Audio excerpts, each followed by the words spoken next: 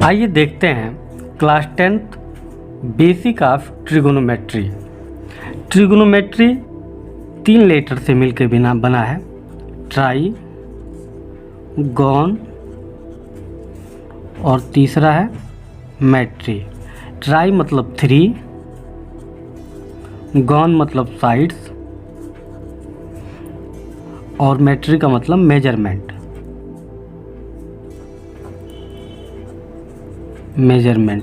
तो 3 साइड का measurement trigonometry कहलाता है।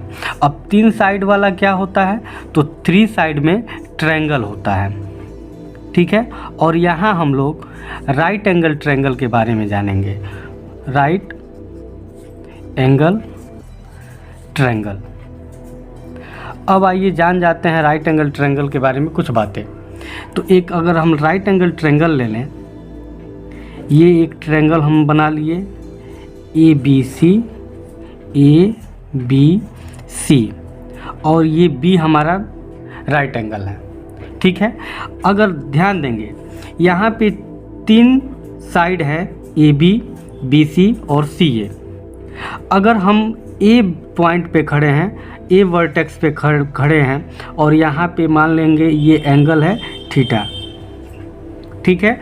तो ध्यान देंगे अगर हम यहाँ ए पर खड़े हैं और ये कोई अगर पिलर है, इसको हम लोग देख रहे हैं, तो यहाँ पे खड़े होकर अगर हम इसको देखेंगे तो ये हमारे फ्रंट पे आएगा। तो ये होता है perpendicular.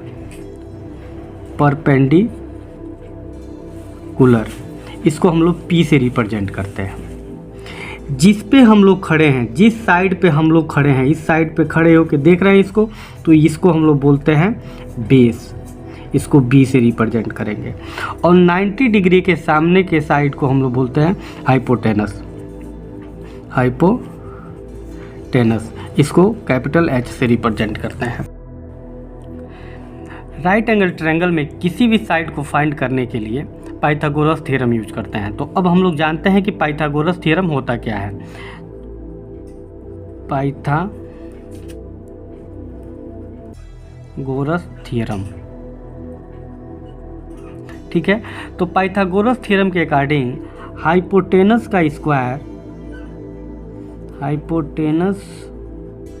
Square is equal to होता है base square plus perpendicular square, या perpendicular square plus base square. तो हम लोग लिख सकते हैं H square is equal to B square plus P square, या H square is equal to हम लोग लिख सकते हैं P square plus B square. तो ये होता है पाइथागोरस थ्योरम।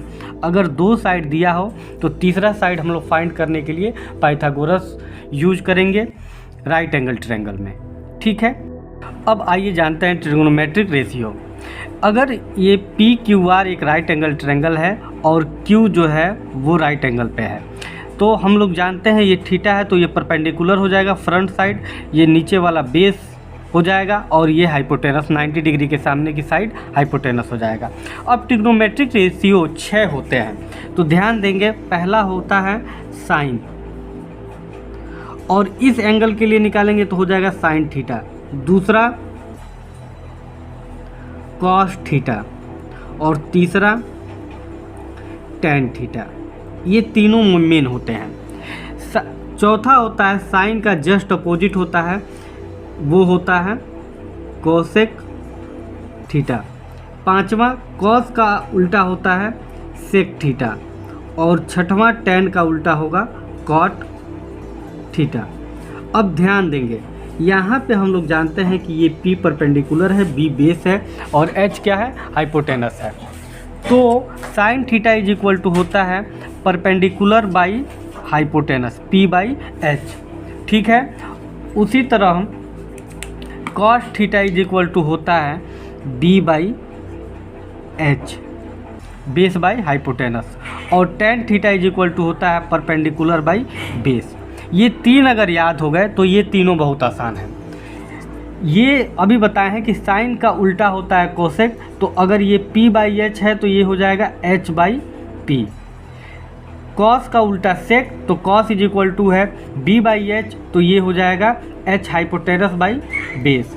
और तीसरा टेन होता है पी बाई बी और टेन का उल्टा कॉट, तो ये हो जाएगा base by perpendicular B by P. तो ये रहे trigonometric ratio, right angle triangle के बारे में, पाइथागोरस थ्योरम और ट्रिग्नोमेट्रिक का बेसिक डिफिनीशन क्या होता है। ठीक है, तो अब हम लोग देखेंगे कुछ इम्पॉर्टेंट एग्जाम्पल जो हमारे ट्रिग्नोमेट्रिक के लिए बहुत ही इम्पॉर्टेंट है। तो आइए देखते हैं पहला एग्जाम्पल।